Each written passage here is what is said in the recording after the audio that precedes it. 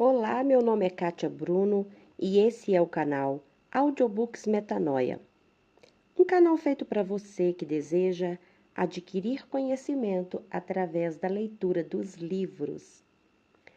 Se você ainda não é inscrita nesse canal, se inscreve, porque não custa nada, e assim você estará nos ajudando a compartilhar o conhecimento.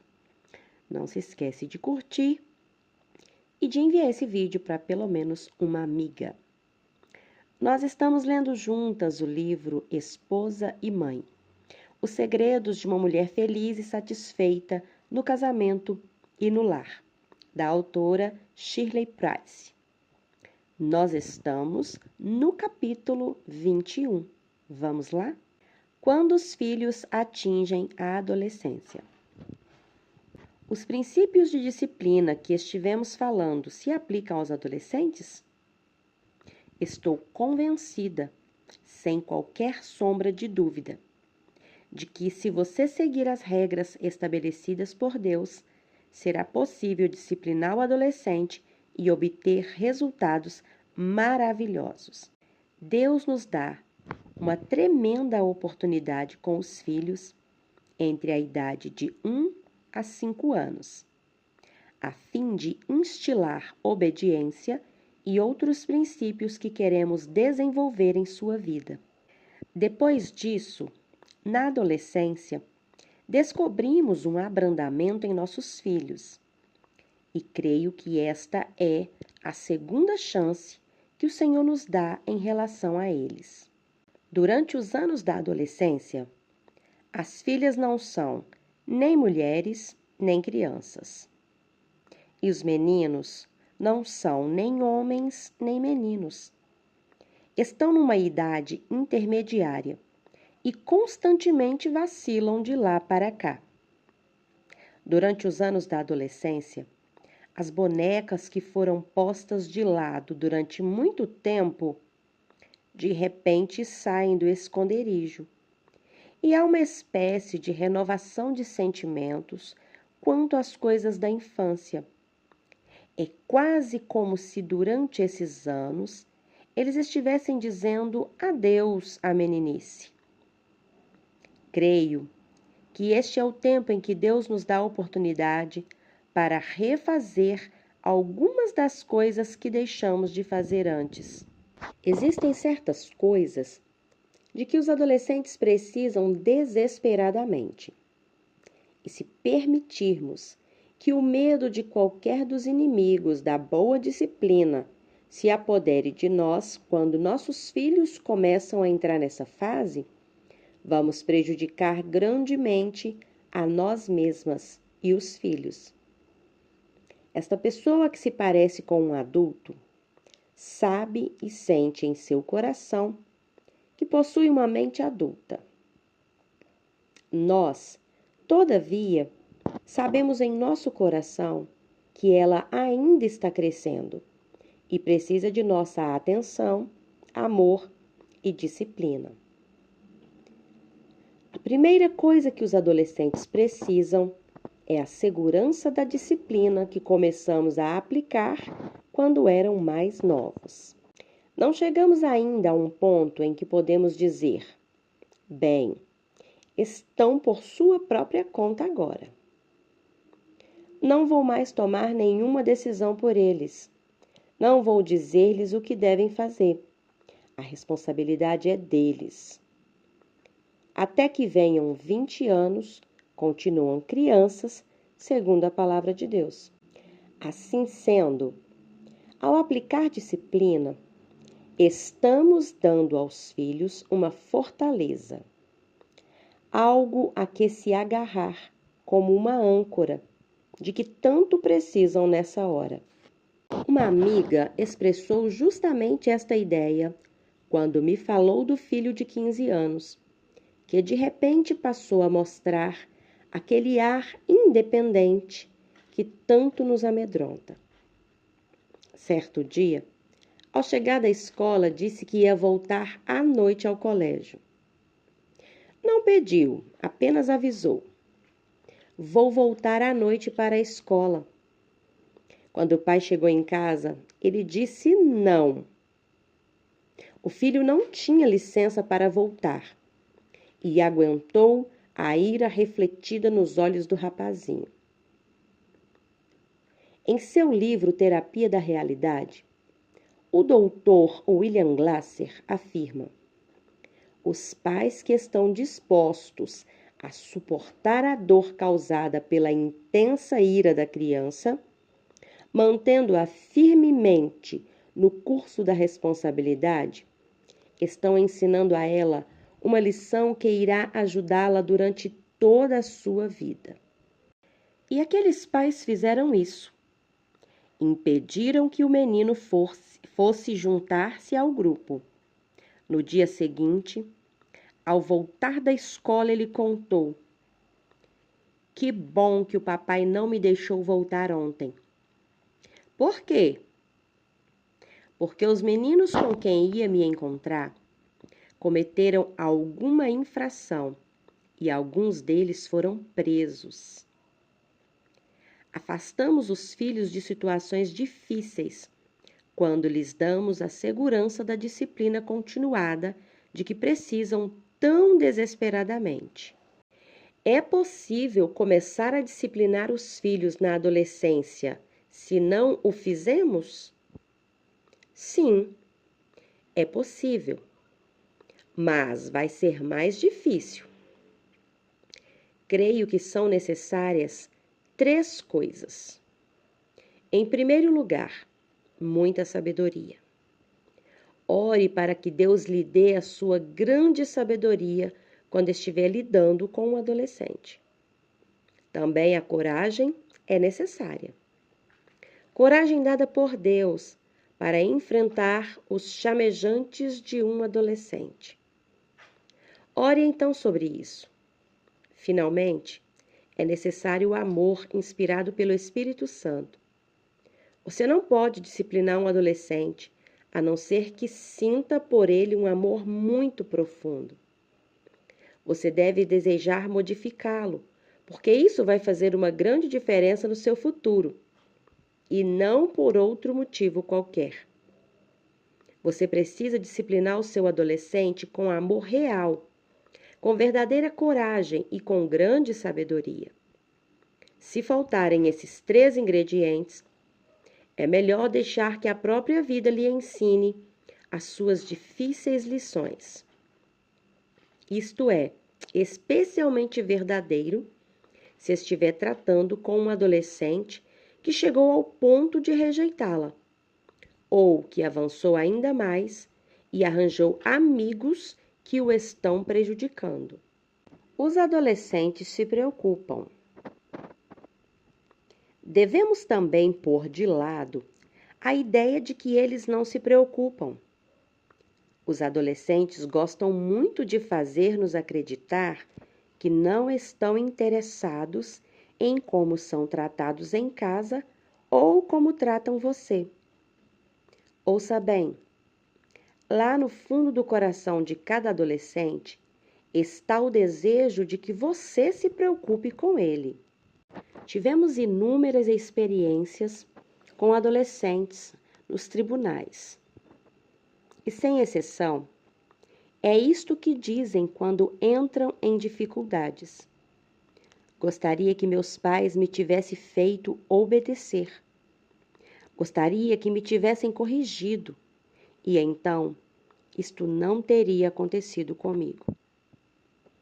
Por exemplo, existe o pai que diz ao filho de 15 anos: olhe, filho, você é que tem que decidir se vai fumar maconha ou não. Não queremos que faça isso, mas é você quem resolve. Veja bem, foi essa mesma atitude que Deus condenou em Eli, em 1 Samuel capítulo 2. No capítulo 3, ele disse a Samuel que julgaria a casa de Eli para sempre, pela iniquidade que ele bem conhecia. Porque seus filhos se fizeram execráveis e não os repreendeu. Essa palavra repreendeu é forte. Significa fazê-los parar. O mesmo menino que citei antes foi apanhado com heroína aos 17 anos. O seu comentário foi este: não tive coragem de contrariar os outros rapazes da turma. Se meus pais tivessem dito, não, você não pode fazer isso, para mim teria sido mais fácil negar. O mesmo acontece com as meninas. Uma mocinha que conheço muito bem casou-se aos 17 anos.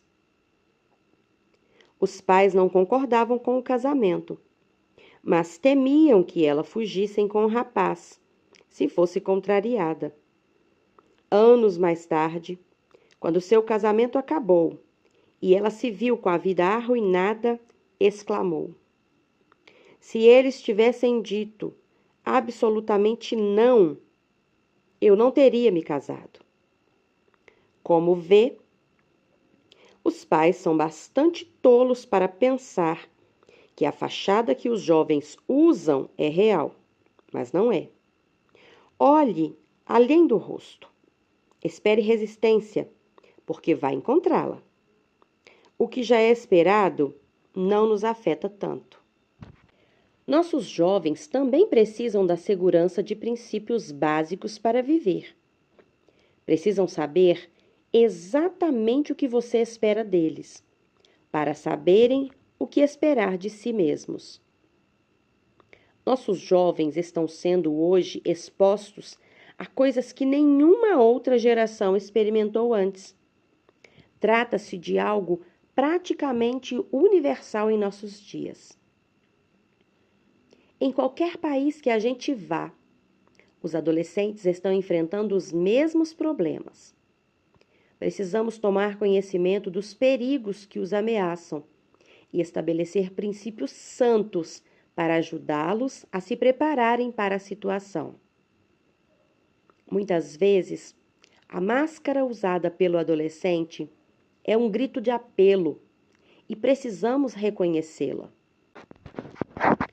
Com relação ao sexo e ao jovem, acho que devemos começar desde cedo a dar aos nossos filhos uma boa educação moral e boas razões para que vivam como devem viver.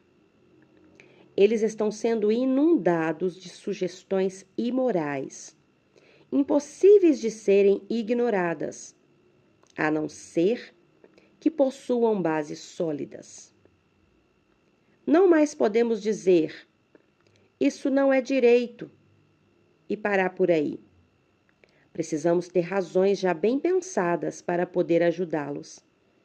Gostaria de sugerir que você comprasse bons livros sobre este assunto para seus adolescentes. Há também cursos ministrados por pastores e outros líderes evangélicos que oferecem instruções bíblicas.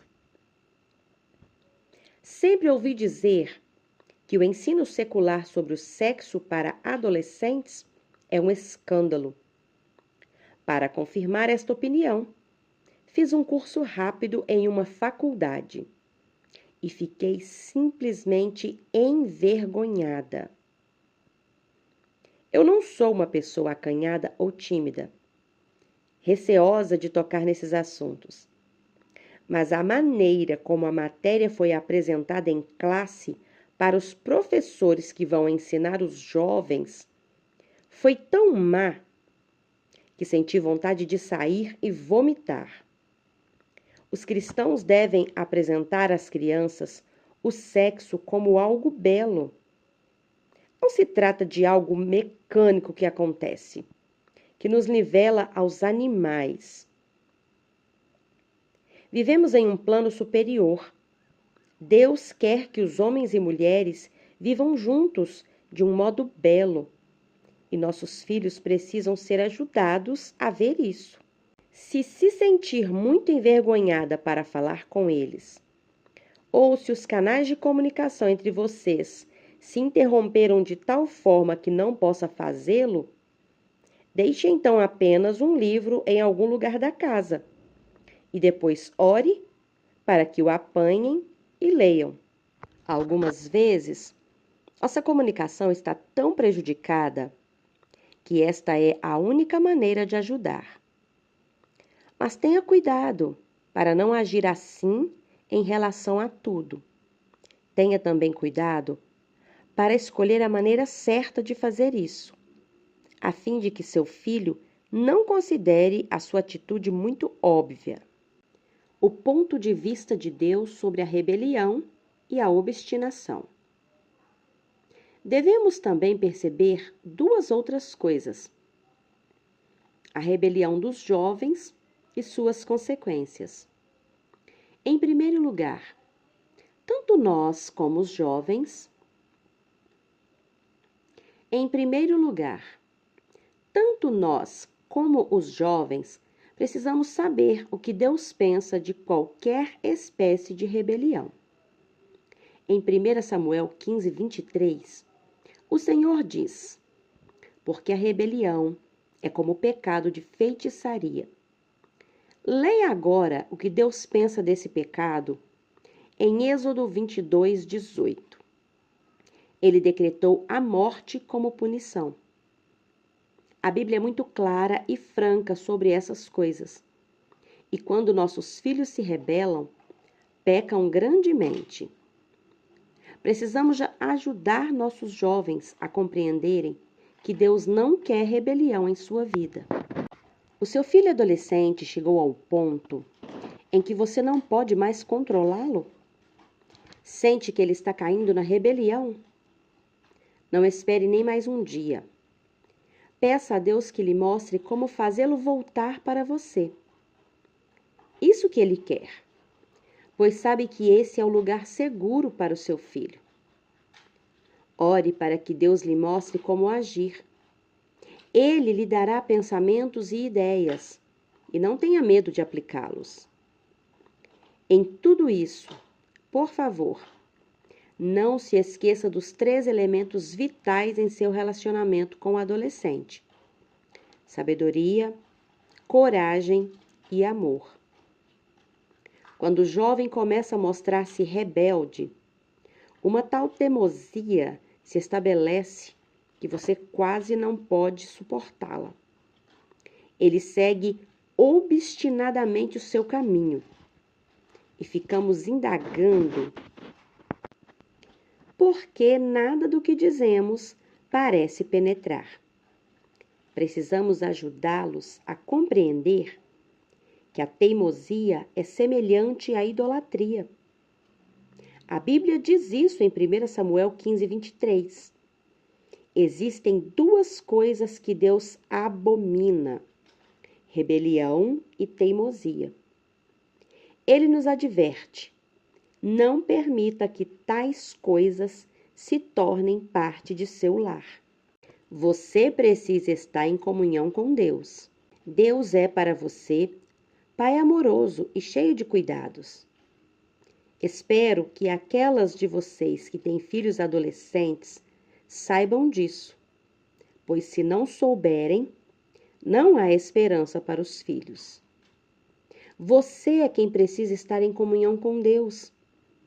Ore por essas 3 coisas que mencionei: sabedoria, coragem e amor. Peça então a Deus que lhe mostre pouco a pouco, dia a dia, linha sobre linha, preceito sobre preceito, como pode trazer de volta o seu filho. Essa é a sua tarefa: fazer com que ele volte. Veja bem, isso pode acontecer. Já fiquei muitas vezes emocionadas com as coisas que vi acontecerem na vida dos adolescentes, mediante a aplicação dos princípios que acabamos de falar. A oração é um ingrediente essencial quando estamos tratando de assuntos como sexo e ocultismo com nossos filhos jovens. Como orar por eles de maneira positiva, poderosa?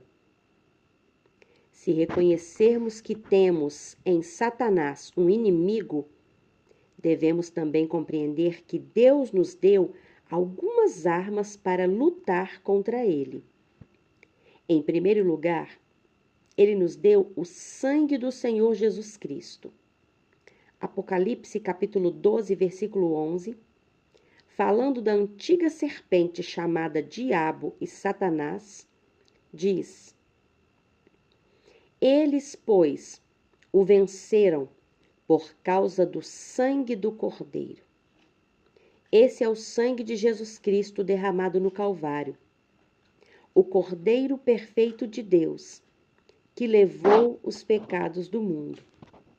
É o único suficiente aos olhos de Deus. Eles o venceram por causa do sangue do Cordeiro e por causa da palavra do testemunho que deram.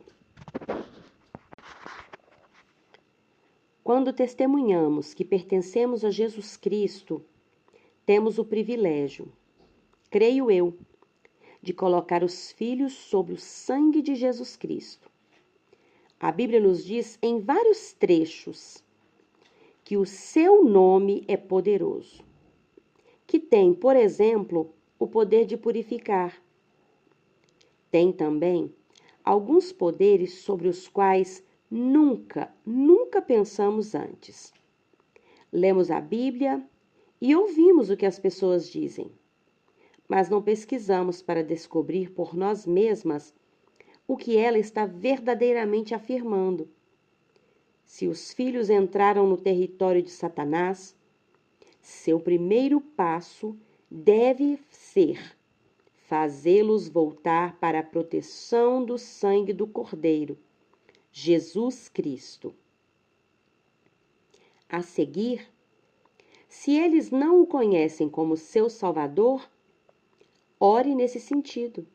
Maneiras de orar por seus filhos. Podemos orar de muitas maneiras por nossos filhos.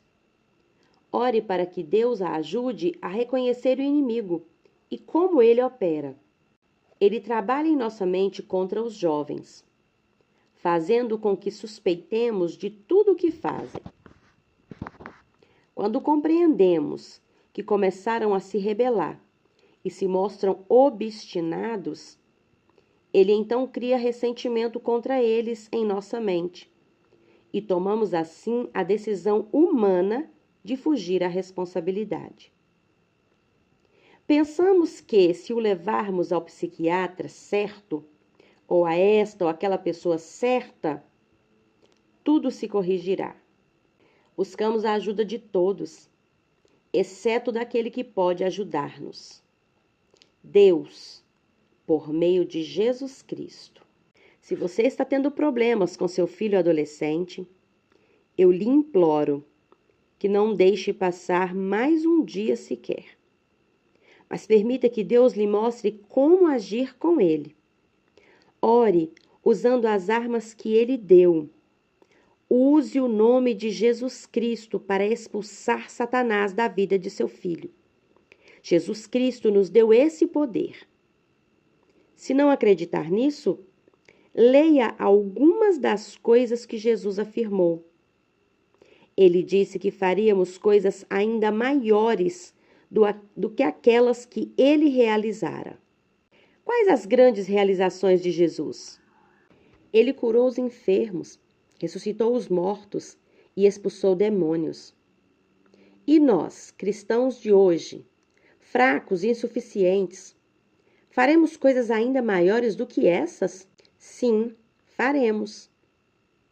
Por que não o fizemos? Porque não aceitamos as palavras de Jesus Cristo. Não aceitamos a Bíblia como a sua palavra, dando-nos poder para agir nessas últimas gerações. Por termos falhado, nossos jovens estão sofrendo. Oro para que você tenha coragem e comece a pedir a Deus que lhe mostre como superar alguns desses problemas na vida do seu filho adolescente. Seus filhos também precisam de segurança, de uma boa comunicação com você. Penso ser essa uma das coisas mais difíceis de serem restabelecidas na vida do jovem. A comunicação interrompida, bloqueada. Começamos a bloquear as vias de comunicação pelo fato de falharmos para com eles em pequenas coisas, à medida que crescem. É por isso que insisti tanto que não devemos faltar nas promessas que fazemos aos filhos. É melhor não prometer uma recompensa do que deixar de dá-la. É melhor não prometer levar seu filho a algum lugar do que prometer e não levá-lo. Acontece alguma coisa que é mais importante para você e você se esquece de que seu filho está apoiando toda a sua vida na promessa que lhe fez. Em seu egoísmo, você coloca a si mesmo em primeiro lugar e diz: bem, não é tão importante assim. Seu filho imediatamente pensa: não tenho muito valor. Não sou tão importante assim nessa casa.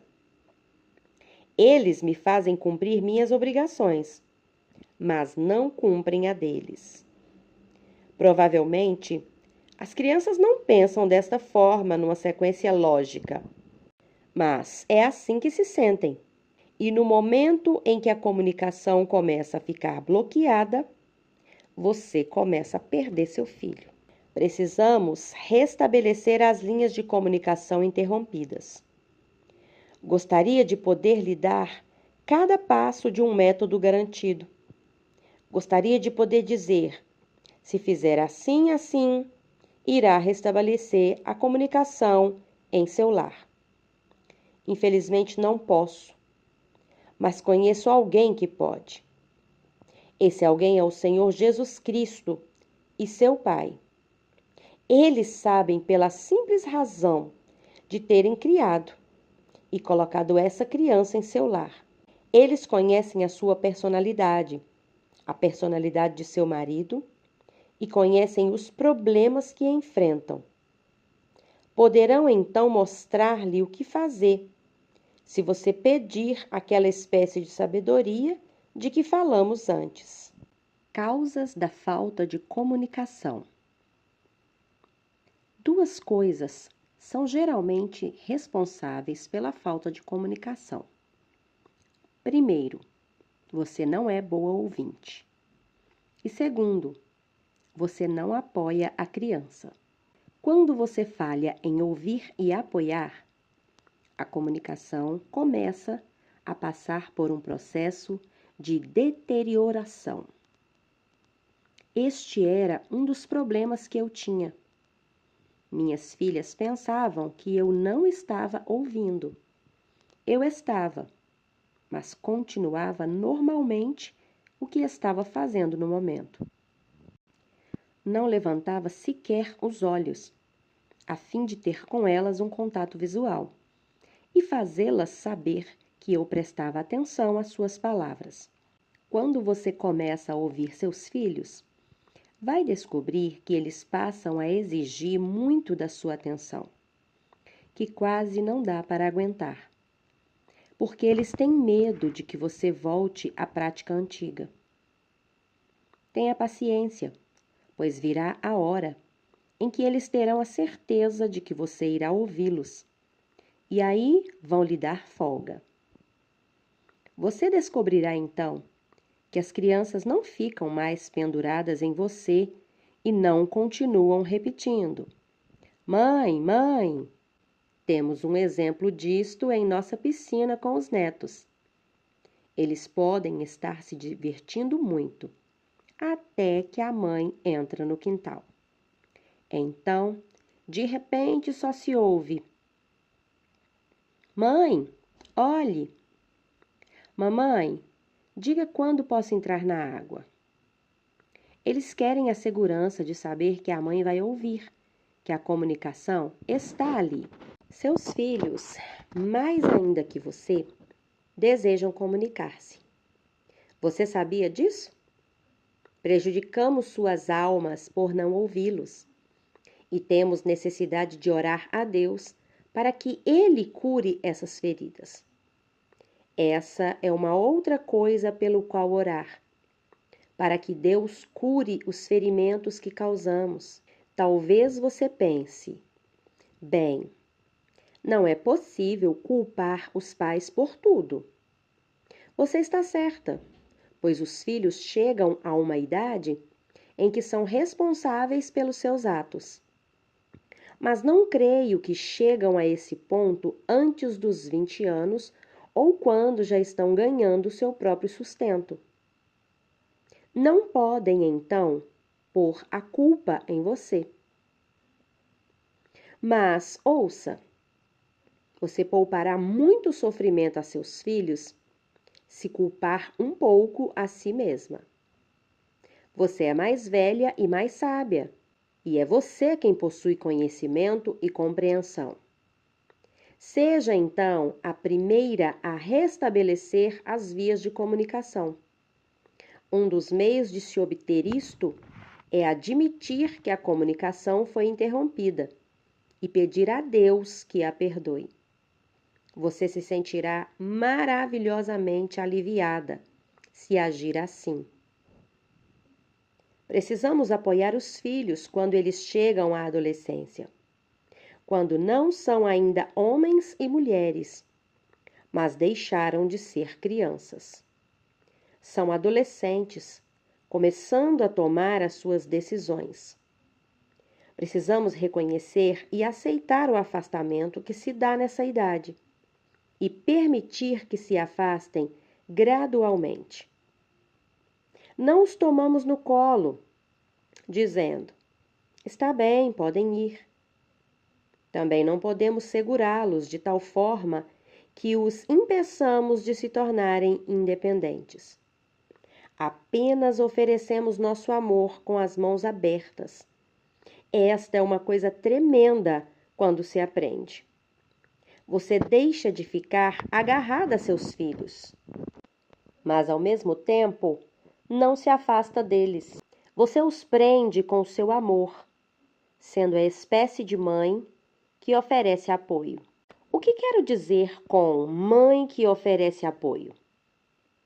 O adolescente precisa tomar frequentemente uma decisão, e nós nos sentimos totalmente inclinadas a agir como o pai que mencionei pouco antes. Ele disse ao filho adolescente: bem, nós não queremos que use maconha, mas vamos deixar a decisão com você. Isso não é dar apoio. Um pai que apoia diria absolutamente não. Conheço pais que disseram: olhe, preferimos que façam isso na minha frente do que escondido. E como resultado, foi isso que os filhos fizeram. Fizeram cada uma das coisas que eles não queriam que fizessem, e na sua frente. Chegou finalmente a hora em que os disseram: por que estão aborrecidos agora? Não disseram nada todos esses anos? Não é trágico pensar que nós mesmas cavamos os buracos e depois não sabemos como entramos neles? Nossos filhos precisam de apoio em algum desses pontos. E seremos muito tolas se não lhes dermos isso.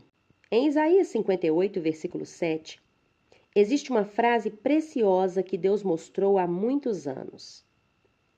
Não te escondas do teu semelhante, não se esconda de seus filhos. Algumas vezes sentimos que não é possível atravessar o abismo que existe entre nós e nossos filhos adolescentes. Começamos então a nos fechar em nosso mundo adulto. Nossos filhos começam a compreender que estão sendo expulsos e, por sua vez, passam a ocultar-se em seu mundo adolescente.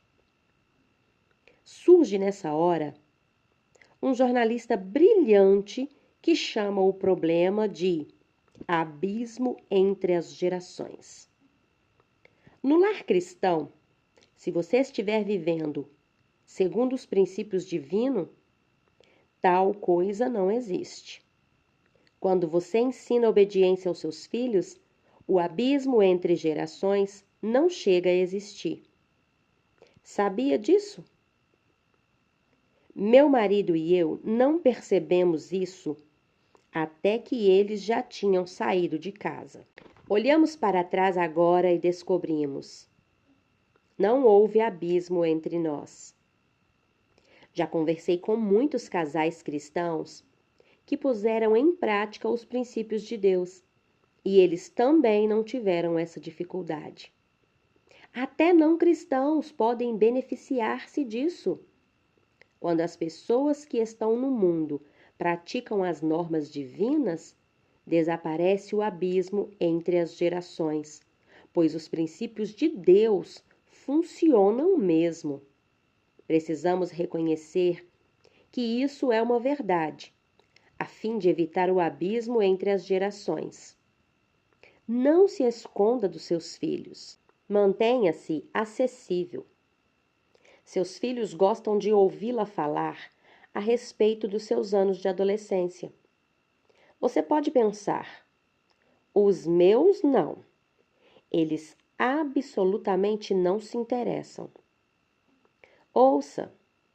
Tente pelo menos uma vez. Comece a falar e verás que eles ligam as antenas. Temos às vezes receio de que os filhos saibam que nós também fomos tentadas. Lembro-me de ter dito: não gostaria que minhas filhas soubessem disso. Poderiam querer fazer a mesma coisa. Não é verdade. Se Deus a ajudou, deixe que seus filhos saibam disso. Permita que vejam que é humana e compreende os sentimentos deles. Dessa forma, você poderá restabelecer as comunicações bloqueadas entre vocês. Não precisamos recordar tudo o que aconteceu conosco. Olhe, vocês aqui têm sorte. Não podem nem sequer imaginar o que eu tive de passar quando eu era jovem. Não vão gostar disso, e eu posso entendê-los. Mas eles querem saber a respeito de como você foi tentada e como Deus mostrou-se fiel.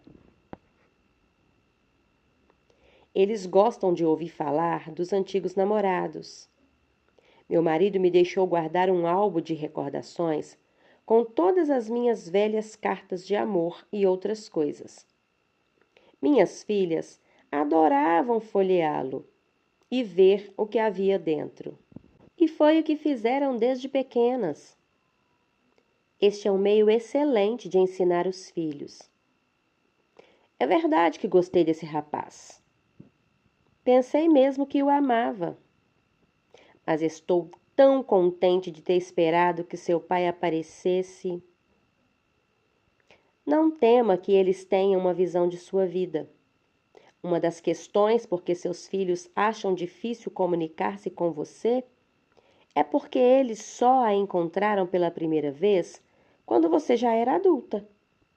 Todos os anos anteriores estão perdidos para eles. Não sabem nada a respeito de sua vida anterior.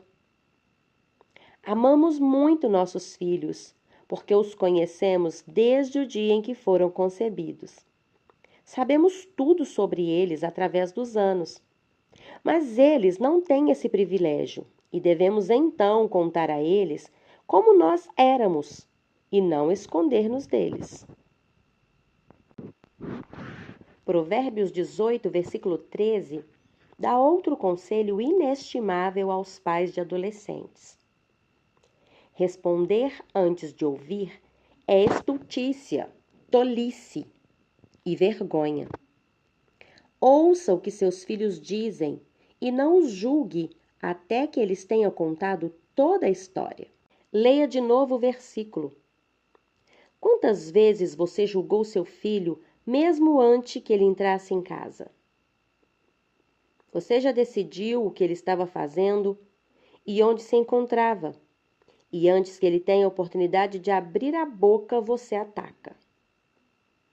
A Bíblia diz que isso é tolice e vergonha. Tolice, porque está bloqueando a comunicação com seu filho. E vergonha, porque o julgou e muitas vezes o julgou errado. Algumas vezes, começamos a ver que os filhos, ainda que pequenos, começam a mostrar alguns traços que não julgamos desejáveis nos adolescentes. Esse é um bom teste para os filhos pequenos. Deus deu a meu marido esta intuição há muitos anos atrás. Certo dia ele disse: É assim que queremos que ela se comporte quando tiver 16 anos? Veja bem, é justamente o que vai acontecer se eles começarem a dar-lhe respostas petulantes quando são pequenos. Farão o dobro quando tiverem 16 anos. Se estão desobedecendo agora, serão ainda mais desobedientes aos 16 anos. A coisa não melhora, antes piora. Recupere-os com o amor de Deus. Acredito que podemos recuperar nossos filhos através do amor real, o amor de Deus fluindo de você para eles. Este amor é mais vibrante e verdadeiro do que o amor que você mesma pode oferecer, pois o seu é limitado. Da próxima vez que seu filho adolescente fizer algo de que você não gosta, o seu amor provavelmente murchará. Mas, se amá-lo com o amor inspirado pelo Espírito Santo, ele lhe dará forças para suportar e vencer. Ao orar por esse adolescente, ore para que Deus lhe mostre os meios de demonstrar o seu amor por ele. Uma das maneiras essenciais de mostrar amor é através da compreensão. Falamos disso pouco antes. É vital compreender o que os filhos jovens estão tentando nos dizer. Quando você procura compreender o que eles estão querendo transmitir-lhe e a seguir analisa seus próprios sentimentos a respeito, frequentemente percebe que está intimidada. Pode sentir-se até enciumada. Por exemplo, eu sempre ficava entusiasmada com os rapazes que procuravam minhas filhas. Mas meu marido admitiu que ficava com ciúmes quando minhas filhas começaram a ter encontros com os namorados, e ele precisou lutar contra esse sentimento. Sua compreensão com respeito à fase pelo qual seus filhos estão atravessando é um tremendo passo de amor em direção a eles. E você precisa se aperceber disto. Tenha a coragem de suas convicções. Onde traçar a linha divisória entre compreender os sentimentos de seus filhos adolescentes e desistir de seus princípios? Devemos saber em que cremos e por que cremos. Você sabe a razão das coisas? Ou está apenas agindo assim porque todos os demais fazem o mesmo? Por exemplo, você precisa saber por que quer reforçar uma certa proibição em casa. Trata-se apenas de egoísmo de sua parte? Ou existe uma razão real para a sua atitude? Se for este o caso, ponha corajosamente em efeito a ordem. Acho que quando os filhos chegam aos 15 ou 16 anos, devemos dizer a eles que vamos limitar os regulamentos ao essencial. Estão chegando ao ponto em que querem sair do ninho. Esta é a hora da recompensa. E tudo que você incutiu neles até esse momento começa a produzir dividendos. Nós não soltamos os filhos, mas prendemo-los com as mãos abertas. Devemos ter cuidado com os regulamentos internos no lar. Creio que é muito melhor controlar os filhos através da obediência por amor do que por temor. Se eu não voltar na hora para casa, minha mãe me mata. É uma frase que pode muito bem ser substituída por esta: não quero fazer nada para aborrecer meus pais. Por isso, vou chegar na hora. A maioria dos pais parece ter problemas com o horário dos filhos chegarem em casa. Em primeiro lugar, É necessário conhecer os amigos de seu filho. Se souber que vão a algum lugar que não é adequado, é preciso proibir.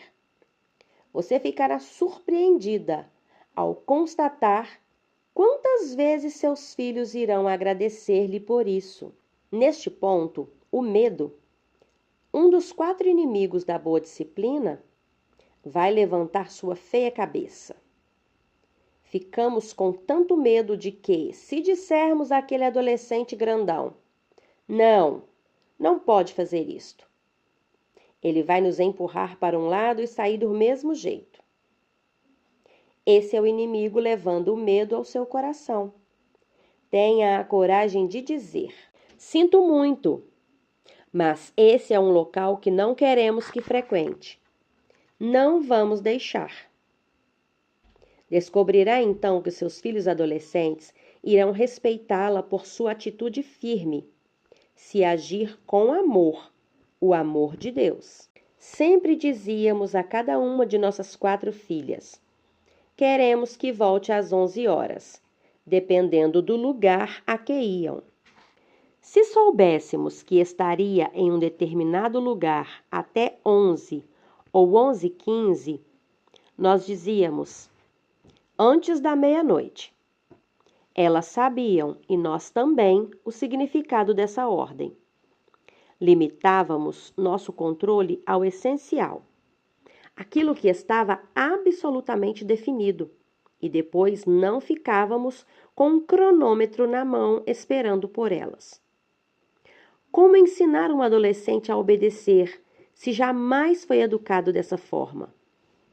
E o adolescente que nunca recebeu a disciplina da vara? Você ousaria corrigi-lo com ela?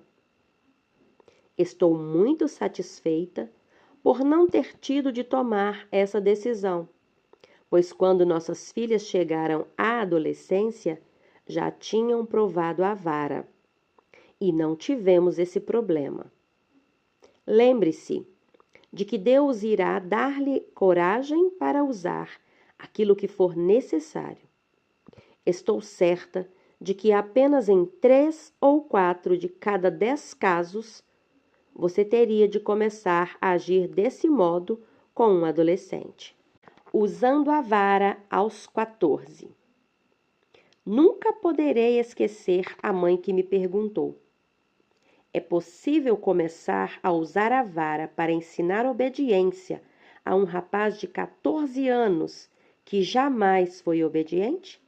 Ela estava levando o filho toda semana até um certo lugar e o deixava ali para encontrar-se com os amigos, recomendando: espero você aqui às 4h30. Prontamente, às 5h30 ou às 6 horas, ele aparecia. Ela sentia agora que devia fazer com que o filho obedecesse para o seu próprio bem. Nunca me esquecerei da semana que passou depois da sua pergunta. Devo usar a vara? Eu pensava. Como poderei ajudá-la em relação a esse rapaz de 14 anos? Deve haver outro meio, além da vara. Mas, quando ela voltou a me procurar, foi para dizer: sei o que devo fazer, porque Deus me orientou. Ele me disse: use a vara. Respondi: é mesmo? Ore então pedindo sabedoria, coragem e também o amor inspirado pelo Espírito Santo, de que você precisará. E foi evidentemente o que ela fez, pois um milagre realizou-se na semana seguinte. O filho era quase uma cabeça mais alto do que ela, mas mesmo assim ela avisou: se não estiver de volta no carro na hora certa, vou usar a vara. E lhe mostrou o que levava, um bastão bem grosso. Ele riu. Aquilo era a coisa mais engraçada que já ouvira. A mãe lhe disse então: pode rir. Mas se não estiver de volta a este carro às 14h30, vou usá-la com a ajuda de Deus. Ele não chegou na hora certa. E quando finalmente voltaram para casa, ela orou: Senhor, o que devo fazer? Como executar o que sei que queres que eu faça? Cada criança é diferente. E você deve ter muito cuidado para agir com seu filho da maneira como Deus quer que haja. Neste caso, Deus queria que ela usasse a vara por alguma razão que desconhecia. Deus, porém, sabia o motivo. Ela disse então ao filho: Agora, Jaime, não tenho forças para obrigá-lo a ir para o quarto e fazer o que tenho de fazer. Vou pedir-lhe que me siga até o quarto. Com uma sabedoria sem dúvida dada por Deus, a mãe subiu as escadas e ele foi atrás dela, rindo o tempo todo. Era uma brincadeira engraçada. Quando chegou lá em cima, a mãe disse ao rapaz: Não vai fazer nenhum bem a você se estiver vestido, por isso, por favor, tire as calças. E ela contou que ele desabotoou as calças e elas caíram no chão.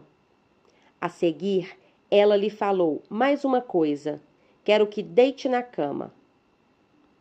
Ele ria às gargalhadas, a essa altura dos acontecimentos, mas deitou-se na cama. A mãe concluiu então a história. Bati com toda força. Meu coração parecia que ia explodir a qualquer momento. E eu orava mentalmente: Senhor, tire o medo que eu estou sentindo.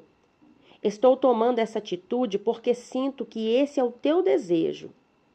Mas não esperava o que recebi.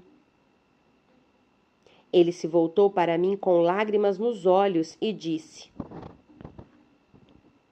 Mãe, sabe que esta é a primeira vez em minha vida que senti que realmente gosta de mim? Que reação! Aquela mãe foi bastante corajosa para ir até o fim. Em uma outra situação, talvez não fosse preciso usar a vara, mas naquela não havia outro jeito. Pergunte então a Deus o que deve fazer nas suas circunstâncias, e Ele irá orientá-la, honrando-a pela sua obediência. Gosto de contar esta outra história porque tem relação comigo. Segue a mesma linha de ideias de como recuperar os filhos com amor. Nós tivemos, na verdade, um pouco de rebelião com nossas duas últimas filhas. Elas estavam alcançando a idade em que isto é muito importante. Compreendemos que não podíamos deixá-las livres até que tivessem 20 anos. Elas estavam estudando em uma faculdade em outra cidade. E era tão tentador pensar: bem, as duas estão fora de nossas mãos. Alguma outra pessoa tem de preocupar-se com elas, e não nós.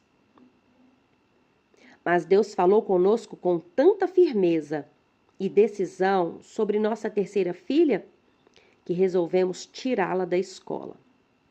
Foi algo, na verdade, surpreendente. E começamos a imaginar por que tínhamos feito isso.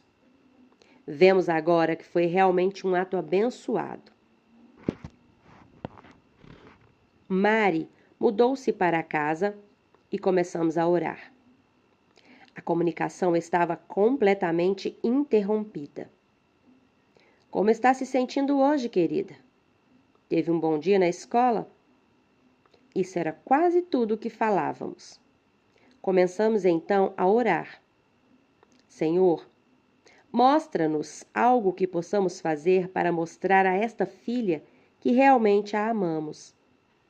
Como acontece quase sempre, chega o momento em que não adianta a mãe dizer: Sabia que te amo muito? Porque o filho não a ouve mais, não há comunicação. E os filhos precisam reconhecer o nosso amor de outra forma, pois chegaram ao ponto em que não aceitam mais nossas palavras. Muitos dias depois, estava fazendo café na cozinha, quando notei que o primeiro jasmim desabrochava no jardim. Algo dentro de mim, o Espírito Santo de Deus me disse: apanhe aquele jasmim e coloque-o no carro de Mari. Eu pensei, isso seria ótimo. Mas no momento em que o Espírito Santo lhe diz para fazer algo, seu inimigo interfere. O pensamento que entrou a seguir em minha mente foi este: acho que seria uma tolice fazer isso. Ela poderia pensar que é uma provocação. Fiquei então indecisa por um minuto pensando. Espere um pouco. Que voz eu estou escutando agora? Decidi então que a voz do jasmim era a voz de Deus. Fui até onde estava a bolsa dela. Tirei as chaves. Fui à garagem, abri a porta do seu pequeno Volkswagen. Coloquei o jasmim dentro. Fechei-o, pus as chaves de volta e esperei. Nada aconteceu de novo, tudo na mesma. Não houve qualquer comunicação na manhã inteira, nenhuma conversa. Ela foi para a garagem buscar o carro e fiquei na cozinha aguardando. Ou ela diria: ah, a boba da minha mãe. Ou eu não sabia o que ia acontecer. Mas não estava preparada para o que realmente aconteceu. Ouvi a porta do carro se abrir e quase imediatamente eu a ouvi correndo. Não estava andando, mas correndo, voltando para dentro de casa. Ela abraçou-me com força e me disse: mãe, o carro inteiro está cheirando a jasmim. Deus fez uso de uma coisa tão simples.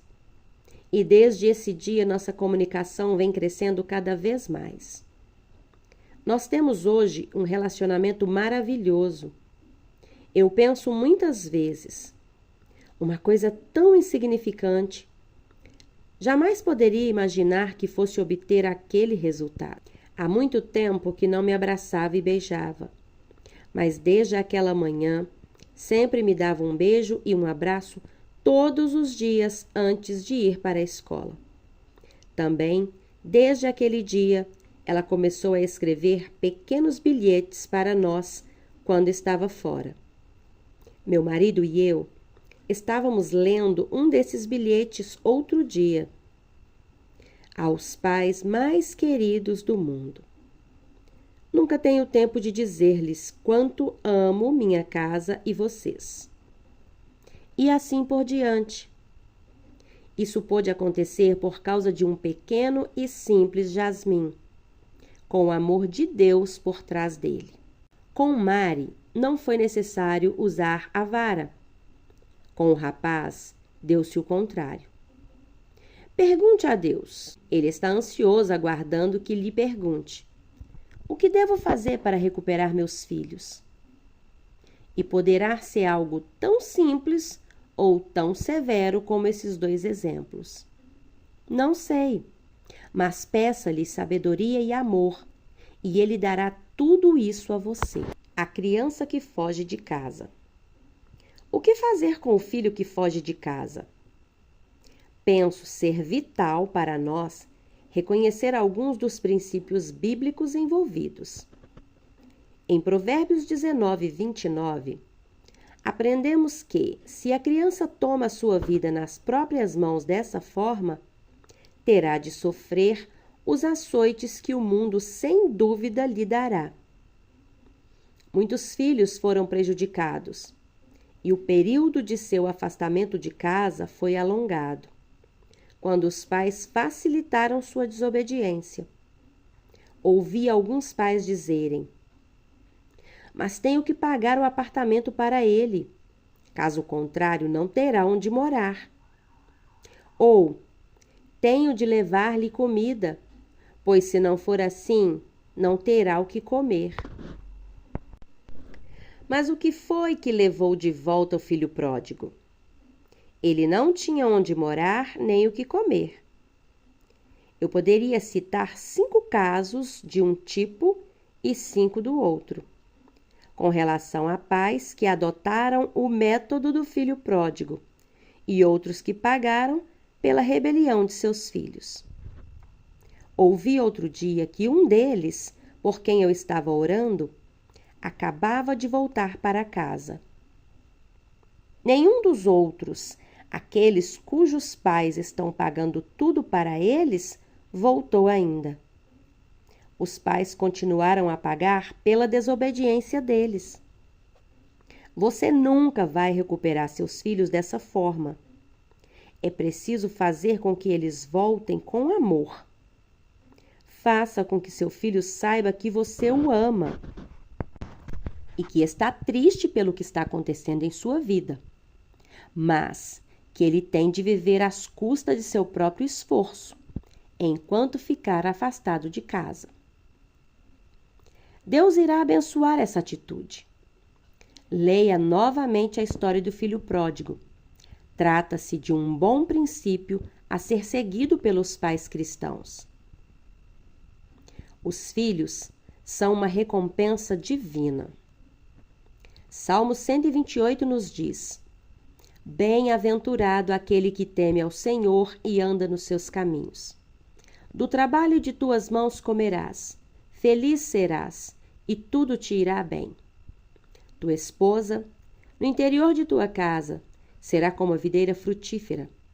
Teus filhos, como rebentos da oliveira à roda da tua mesa. Eis como será abençoado o homem que teme o Senhor.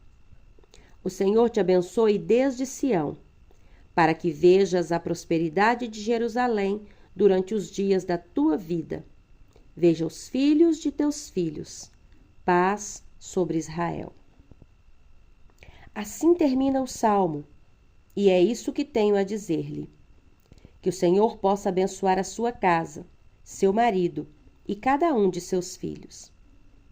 À medida que você obedece e dá honra ao Senhor, fazendo tudo da forma que Ele quer que faça, Ele irá abençoá-lo. Muito, muito acima do que você poderia imaginar. Você submete o seu espírito ao Espírito de Deus e Ele fará maravilhas em seu lar. Aplicação pessoal. A adolescência é uma fase difícil e decisiva na vida de seu filho. Procure entender que ele está passando por uma transformação radical, da infância para a idade adulta. E sua atitude como mãe vai determinar em grande parte se este será um período feliz ou difícil para ele. Por exemplo, primeiro, procure não chamar a atenção para as coisas negativas, como o corpo desajeitado, mudança da voz, falta de coordenação e etc.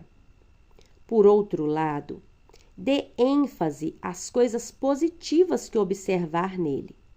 Segundo, esta é uma idade em que começam a querer privacidade.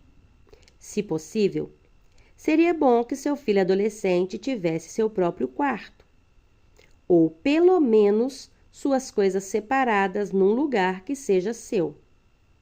Terceiro, é muito importante a maneira de tratar seu filho nessa idade. Trate-o como adulto e não criança. Procure valorizá-lo. Ele precisa muito do seu apoio e incentivo, ainda que não diga isso. Quarto, uma das coisas mais importantes é a boa comunicação entre vocês. Lembre-se de que ela deve partir de você. Seu filho precisa saber que você está pronta a apoiá-lo, ouvi-lo e ajudá-lo em qualquer circunstância. O segredo para isto é manter a comunicação aberta. Quinto, esta é uma idade em que as amizades são muito importantes e devem ser bem selecionadas. A melhor maneira para isso é abrir sua casa para os amigos de seu filho. Procure atraí-los para sua casa, em vez de permitir que eles levem seu filho para os outros locais. Para conseguir isso, lembre-se que deve tornar sua casa um lugar agradável para os jovens. Por exemplo, esporte, jogos, músicas e etc. É preferível ter barulho ou música alta, mas saber o que seu filho está fazendo. Chegamos então ao final da leitura deste livro. Foram 21 capítulos de muito aprendizado, assim como o título do livro é Esposa e Mãe. Uma parte do livro tratou sobre como ser uma esposa. Na segunda parte do livro, falou sobre como ser uma boa mãe. Então, se você acabou de chegar aqui, volte então a ouvir os outros vídeos contendo os outros capítulos que são maravilhosos. Eu tenho certeza que você que chegou até aqui foi muito edificada. E se assim for, quero pedir para você compartilhar com pelo menos 3 amigas. E se ainda não é inscrita nesse canal, se inscreva, porque você vai nos ajudar a compartilhar conhecimento. Deus abençoe a sua vida, um grande abraço e até o próximo livro.